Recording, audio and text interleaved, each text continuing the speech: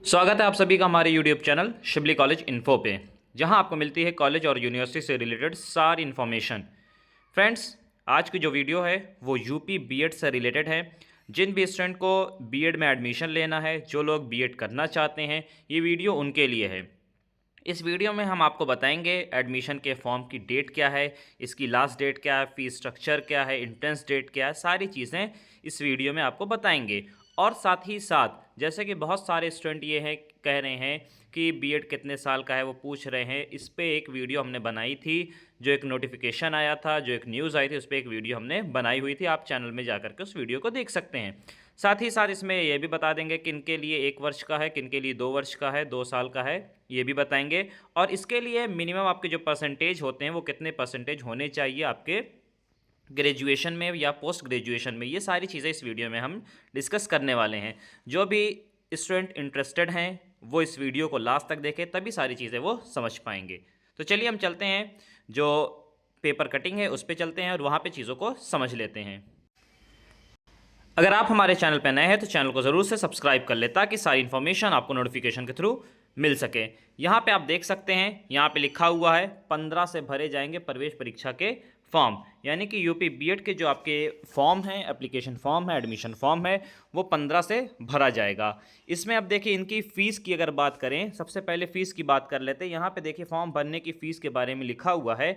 यहाँ पे लिखा हुआ है सामान्य यानी कि जनरल के लिए जो फ़ीस है वो 1400 रुपये है। और साथ ही साथ यहाँ पे जो लोग लास्ट डेट के बाद फॉर्म फिलअप करते हैं, जो लेट पेमेंट चार्ज होता है वो 2000 रुपये हो जाता है। अगर आप लास्ट डेट से पहले फॉर्म फिलअप कर लेते हैं तो आपका जो फॉर्म की फ़ीस होगी वो 1400 रुपये होगी। और डेट ख़त्म होने के बाद अक्सर क्या होता है, कुछ ऐसे भी स्टूडेंट होते हैं डेट ख़त्म होने के बाद भी फॉर्म अप्लाई करते हैं, तो उसकी भी एक डेट होती है 2 दिन, 4 दिन या 1 हफ्ते की, उसमें आप 2000 रुपये आपकी फ़ीस लगेगी। अगर आप ओबीसी कैटेगरी से आते हैं तो ओबीसी में भी आपको 1400 देना है और लेट पेमेंट जो होगा वो 2000 रुपये होगा। अगर आप एससी और एसटी कैटेगरी से आते हैं तो एससी की 700 है और एसटी की भी 700 है। एससी एसटी की 700 है, बाकी जनरल ओबीसी जितने भी कैटेगरी के स्टूडेंट हैं उनकी 1400 रुपीज़ फ़ीस है। ये एडमिशन फ़ीस नहीं है, ये आपके जो एप्लीकेशन फॉर्म फिलअप हो रहे हैं उसकी फ़ीस है। यहाँ पे एडमिशन फ़ीस की अगर बात करें तो बहुत सारे ऐसे स्टूडेंट हैं जिनको ये पता होता है कि बीएड की फ़ीस बहुत ज़्यादा है, लेकिन अगर बात किया जाए गवर्नमेंट कॉलेज की तो गवर्नमेंट कॉलेज की जो फ़ीस होती है वो 5000 टू 7000 के बीच में ही रहती है। जो भी स्टूडेंट को गवर्नमेंट कॉलेज मिलता है उसकी फ़ीस 5 to 7000 के बीच में रहती है। हाँ, अगर आप प्राइवेट कॉलेज चूज़ कर रहे हैं, प्राइवेट कॉलेज आपको मिल रहा है, तो उसकी फ़ीस जो होती है 52,000 चली जाती है, 1 साल की फ़ीस। अब इसमें देखें कि इसकी लास्ट डेट क्या है, उससे रिलेटेड जो सारी चीज़ें कही गई हैं, यहाँ पे पूरे कार्यक्रम की बात कही गई है। बीएड का जो नोटिफिकेशन जारी किया गया 5 फरवरी को जारी किया गया है। ऑनलाइन आपका जो फॉर्म है वो फिलअप जो हो रहा है, जो होना स्टार्ट होगा, वो 15 फरवरी से आपका ऑनलाइन फॉर्म स्टार्ट हो जाएगा फिलअप होना। और इसकी लास्ट डेट जो दी हुई है 15 मार्च संभावित है, यानी कि 15 मार्च तक डेट दी गई है कि 15 मार्च तक हो सकता है फॉर्म आपका फिलअप हो। इसमें आगे बढ़ भी सकती है डेट, नहीं भी बढ़ सकती, कोई कंफर्म नहीं है।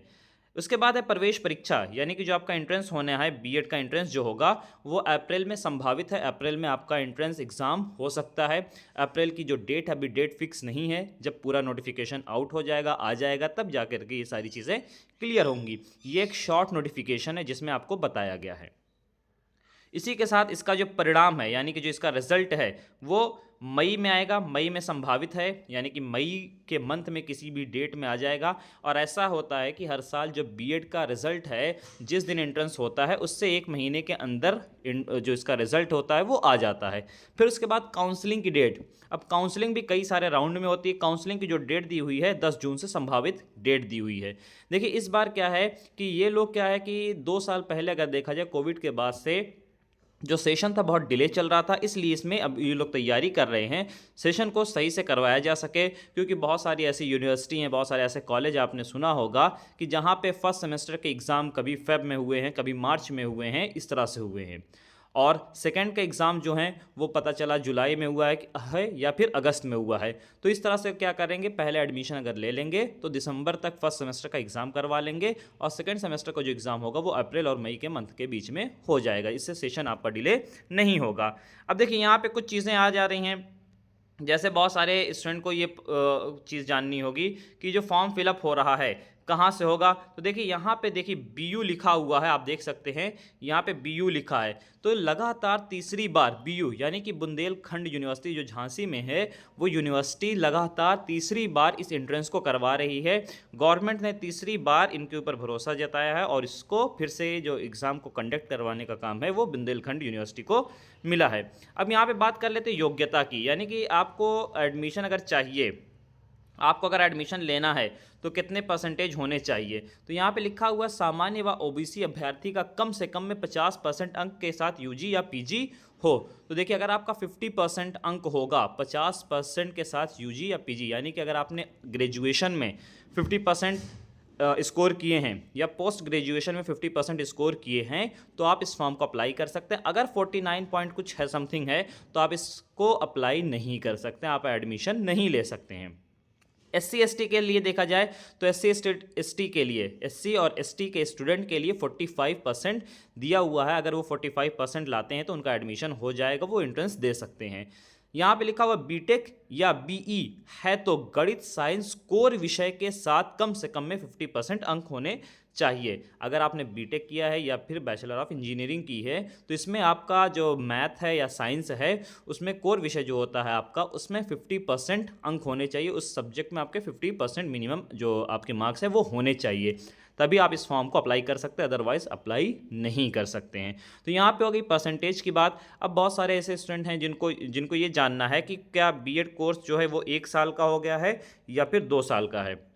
देखिए कुछ दिन पहले एक नोटिस आई थी, एक पेपर कटिंग थी, उसमें ये कहा गया था जिन लोगों ने 4 साल का ग्रेजुएशन किया है उनके लिए बीएड 1 साल का है, और जिन लोगों ने 3 साल का ग्रेजुएशन किया है और 2 साल का पोस्ट ग्रेजुएशन किया है उनके लिए जो बीएड है वो 1 साल का है। और बचे हुए जितने भी स्टूडेंट हैं जिन्होंने अपना ग्रेजुएशन 3 साल में कंप्लीट किया है उनके लिए बीएड जो है वो 2 साल का है। ठीक है, अब जब डिटेल में पूरा नोटिफिकेशन आउट होगा इस पर भी वीडियो बना देंगे। ठीक है, अब यहाँ पे कुछ चीज़ें हैं, जैसे यहाँ पे आप आपका कोर्स के बारे में समझ गए होंगे, आप परसेंटेज के बारे में समझ गए हैं, आप फीस स्ट्रक्चर को लेकर के समझ गए हैं, सारी चीज़ें आपको समझ में आ गई होंगी। अब यहाँ से बात करते हैं सिलेबस की। तो देखिए इसका डिटेल वीडियो जब आउट होगा तो सिलेबस भी आपको बता देंगे। वैसे हम बता देते हैं, 2 पेपर होते हैं, एक फर्स्ट पेपर और एक सेकेंड पेपर होता है। फर्स्ट पेपर आपका जैसे लैंग्वेज का हो गया है और हिस्ट्री का हो गया, ये कॉमन होता है, सभी के लिए होता है। सेकेंड में रीजनिंग जो होती है वो सभी के लिए होती है, और उसके बाद आपका सब्जेक्ट होता है। अगर आपने आर्ट फैकल्टी से अपना किया है कंप्लीट, BA MA किया है तो आपका आर्ट्स फैकल्टी से होता है। हिस्ट्री, ज्योग्राफी, पॉलिटिकल साइंस, ये सारी चीज़ें होती हैं। जो लोग साइंस से किए होते हैं उसमें उनका तीनों पेपर होते हैं, जूलॉजी, बॉटनी, केमिस्ट्री, फिज़िक्स, ये सब होता है। और जो लोग कॉमर्स से किए होते हैं तो उनका कॉमर्स से ही क्वेश्चन होते हैं।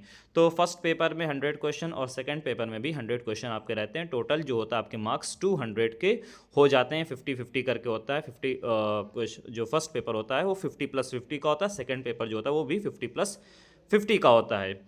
तो इससे रिलेटेड पेपर के बारे में भी डिटेल हम आपको आगे बता देंगे। नोटिफिकेशन आउट होने दीजिए, इसकी डेट आने दीजिए, एंट्रेंस की डेट आने दीजिए, डिटेल वीडियो आपको मिल जाएगी। उम्मीद है कि आप बीएड से रिलेटेड जितनी भी इन्फॉर्मेशन थी आप समझ पाए होंगे। जिन लोगों को बीएड करना है वो समझ सकते हैं कि हम उनको बीएड करना है तो क्या क्या चीज़ें करनी पड़ेंगी।